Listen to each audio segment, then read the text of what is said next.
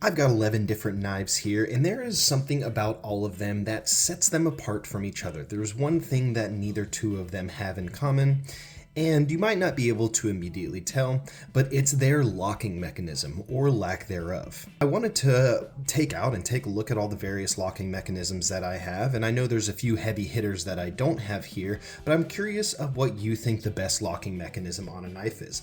Let's take a look at what we have here, starting with this old Spyderco Kiwi with just a slip joint, and it does not have a half stop. This is an old user of mine. Another non-locking knife here, and that's the Kaiser Mini Sheepdog that just has a double detent. Very snappy action on that. Moving over to the CGRB Pyrite with just the plunge button lock. Then down to the MBK Old Guard, and this has an inset liner lock.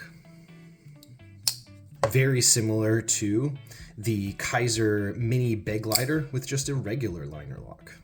Very different from that, we have the Spyderco Salt 2 with a backlock. Very solid mechanism there.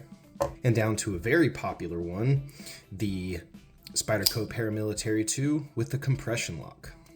Over to the vosteed Porcupine, we have the top liner lock or a button actuated compression lock. Down to the Kershaw Bel Air with the crossbar or axis style lock. And then we have the double action out the front automatic.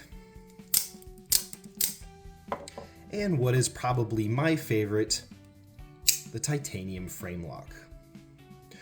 All of these, I believe, are very good options and have their own use cases. There are certain areas where locking knives are not legal, and they may not always be necessary for what you're using them for, and there are some that maybe are a little safer than others, and some that might be a little more robust than others. And I know I have some real heavy hitters that aren't here, like the SNECX lock that's on the Vision, then of course the Triad lock, and of course the Shark lock with the other Demco knives. Very solid locking mechanism. I want to know, what do you think the best locking mechanism is?